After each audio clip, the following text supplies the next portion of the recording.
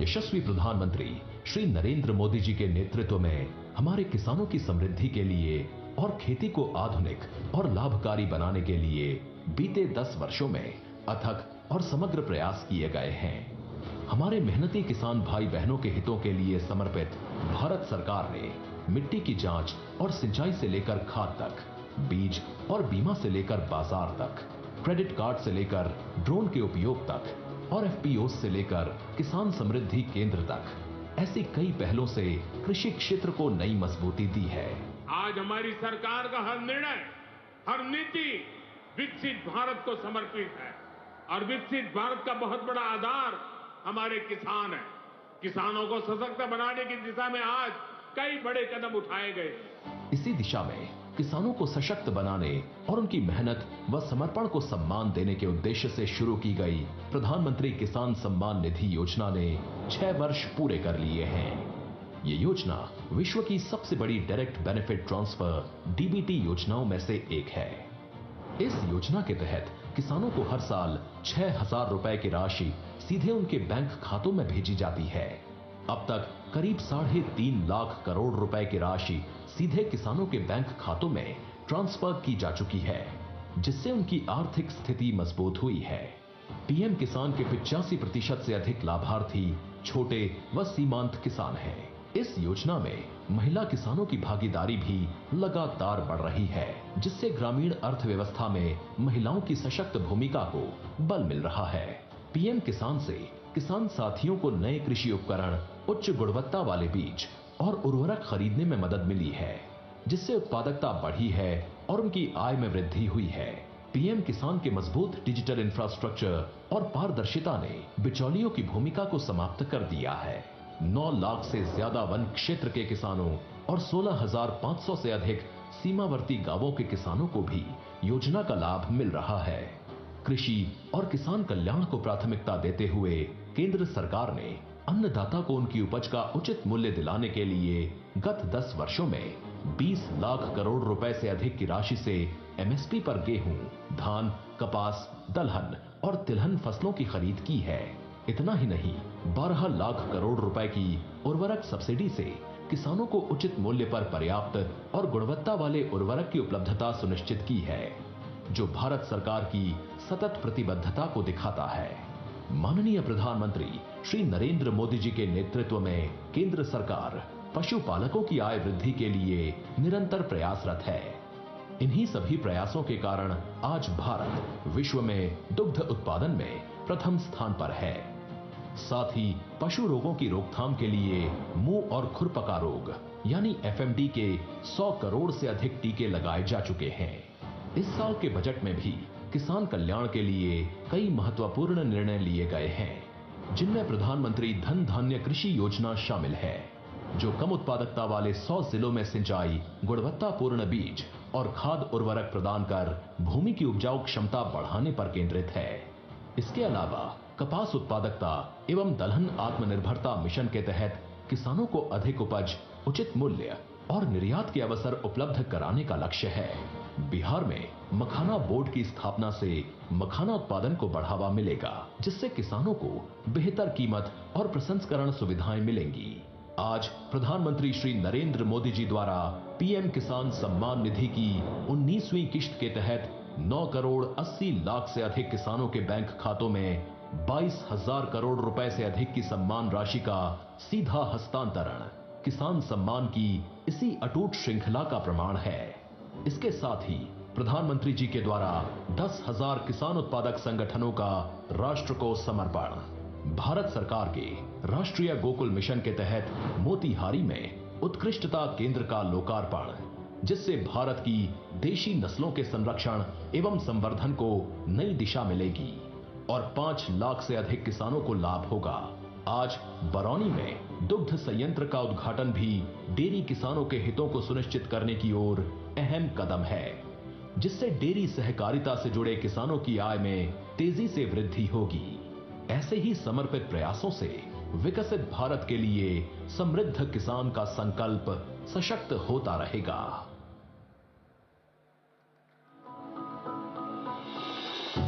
बिहार जहां बुद्ध को ज्ञान और महावीर को निर्वाण प्राप्त हुआ। कृषि बिहार की अर्थव्यवस्था का मुख्य आधार है और राज्य की 77% आबादी कृषि पर निर्भर है। राज्य के कृषि और उससे जुड़े क्षेत्रों के सतत विकास के लिए वर्ष 2008 में एक सुविचारित कृषि रोड मैप की परिकल्पना माननीय मुख्यमंत्री श्री नीतीश कुमार जी द्वारा की गई, जिसके चौथे संस्करण का शुभारंभ 18 अक्टूबर 2023 को भारत की माननीय राष्ट्रपति श्रीमती द्रौपदी मुर्मू जी द्वारा किया गया। वर्ष 2008 के प्रथम कृषि रोड मैप की शुरुआत से राज्य सरकार के 12 विभाग आपसी समन्वय से राज्य के कृषि और संबद्ध क्षेत्रों के चहुमुखी विकास के लिए कार्य कर रहे हैं, जिनके प्रभाव स्वरूप आज बिहार देश में मक्के का दूसरा सबसे बड़ा, गेहूं और चावल में छठा, मसूर में चौथा, मूंग और गन्ने में पांचवा सबसे बड़ा उत्पादक राज्य बन चुका है।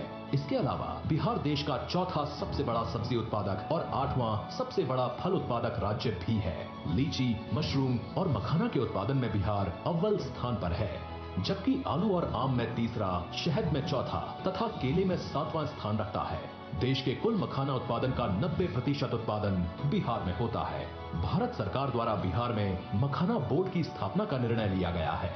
कृषि उत्पादन में हो रही उत्तरोत्तर वृद्धि के लिए बिहार को अब तक 5 बार कृषि कर्मण पुरस्कार से सम्मानित किया गया है। राज्य के 6 प्रमुख कृषि उत्पादों को जीआई टैग भी मिल चुका है। कृषि क्षेत्र में ये शानदार उपलब्धियां हासिल हुई हैं सरकार की नीतियों और यहाँ के किसानों की असाधारण मेहनत से, जिनकी भूरी भूरी प्रशंसा माननीय प्रधानमंत्री जी द्वारा भी अपने मन की बात कार्यक्रम में की गई है। कृषि क्षेत्र के विकास में कृषि शिक्षा के महत्व के प्रति बिहार शुरू से ही सजग रहा है। वर्तमान सरकार द्वारा राज्य में कृषि विश्वविद्यालय एवं कई महाविद्यालयों की स्थापना की गई है। देश में पहली बार कृषि स्नातक छात्रों को छात्रवृत्ति देने के संग बिहार सरकार द्वारा इसी माह हजारों नए कृषि विशेषज्ञों की नियुक्ति भी की गई है। कृषि क्षेत्र में नई तकनीकों, प्रौद्योगिकी के प्रयोग और अवसंरचनाओं के विकास को संकल्पित बिहार सरकार द्वारा अपने 7 निश्चय 2 के संकल्प हर खेत को बिजली, हर खेत को पानी के तहत सिंचाई के लिए अलग से कृषि विद्युत फीडर की स्थापना करने के संग जल जीवन हरियाली अभियान के अंतर्गत सूक्ष्म सिंचाई, पक्का चेक डैम, नए कुओं का निर्माण तथा तालाब, आहर पईन का जीर्णोद्धार भी किया जा रहा है। राज्य सरकार की पहल से बिहार का हर मेहनतकश अन्नदाता समृद्धि और स्वावलंबन की नई ऊंचाइयों को छुएगा।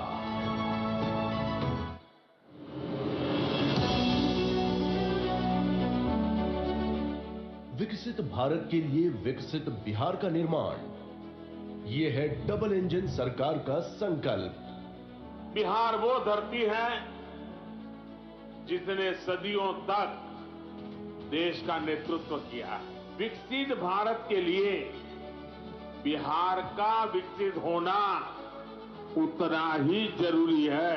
प्रधानमंत्री मोदी जी ने इस साल के बजट में बिहार को रेलवे के लिए रिकॉर्ड 10,000 करोड़ रुपए से अधिक दिए हैं।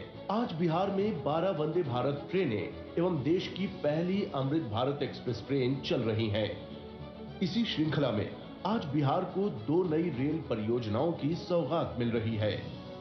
वारिसलीगंज नवादा तिलैया रेलखंड का दोहरीकरण, 500 करोड़ रुपए से अधिक की लागत से बना 36 किलोमीटर लंबा ये रेलखंड यातायात क्षमता बढ़ाने के साथ ही मेन लाइन और सहयोगी लाइन पर ट्रैफिक दबाव को भी कम करेगा।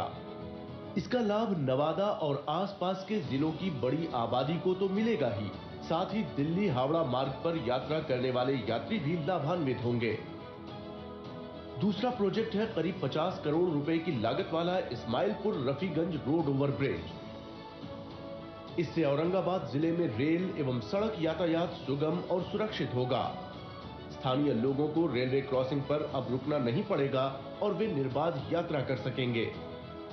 बिहार के लोगों के हितों के लिए और बिहार के समग्र विकास के लिए केंद्र और बिहार की डबल इंजन सरकार ऐसे ही समर्पित प्रयास करती रहेगी। हृदय की गहराइयों से बहुत बहुत धन्यवाद माननीय प्रधानमंत्री जी को कि आपने पूरे देश को बिहार की धरती से सौगात भेंट किया है। आपके कार्य और आपके शब्द हम सभी को सदैव प्रेरणा देते हैं। आपसे करबद्ध निवेदन है कि कृपया आप सबका मार्गदर्शन करें तथा हमें अपने प्रेरणादायी विचारों से लाभान्वित करें। हमारे माननीय प्रधानमंत्री श्री नरेंद्र मोदी जी।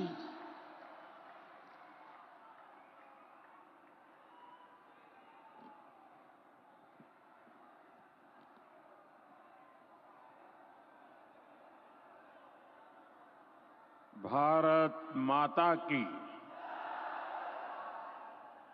अंगराज दानवीर कर्ण की धरती,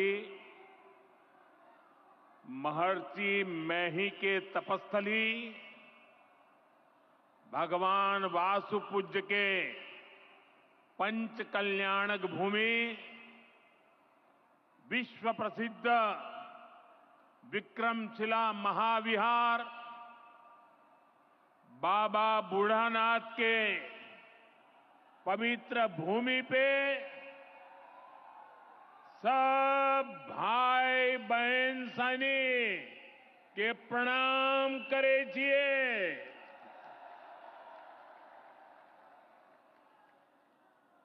मंच पर विराजमान राज्यपाल श्रीमान आरिफ मोहम्मद खान जी, बिहार के लोकप्रिय एवं बिहार के विकास के लिए समर्पित हमारे लाडले मुख्यमंत्री नीतीश कुमार जी,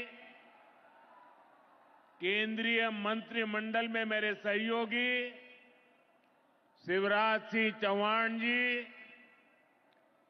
जीतन राम मांझी जी, ललन सिंह जी, गिरिराज सिंह जी, चिराग पासवान जी, राज्य मंत्री श्रीमान रामनाथ ठाकुर जी, बिहार सरकार के उप मुख्यमंत्री सम्राट चौधरी जी, विजय सिन्हा जी, राज्य के अन्य मंत्री एवं जनप्रतिनिधिगण, उपस्थित महानुभाव और बिहार के मेरे प्यारे भाई और बहनों,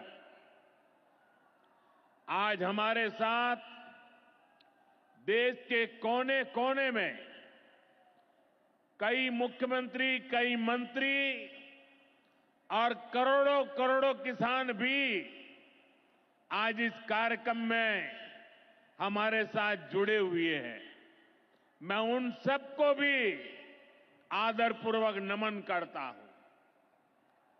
साथियों, महाकुंभ के समय में मंदरांचल की इस धरती पर आना अपने आप में बड़ा सौभाग्य है। इस धरती में आस्था भी है, विरासत भी है और विकसित भारत का सामर्थ्य भी है। ये शहीद तिलका मांझी की धरती है, ये सिल्क सिटी भी है। बाबा अजगैबीनाथ की इस पावन धरा में इस समय महाशिवरात्रि की भी खूब तैयारियां चल रही हैं।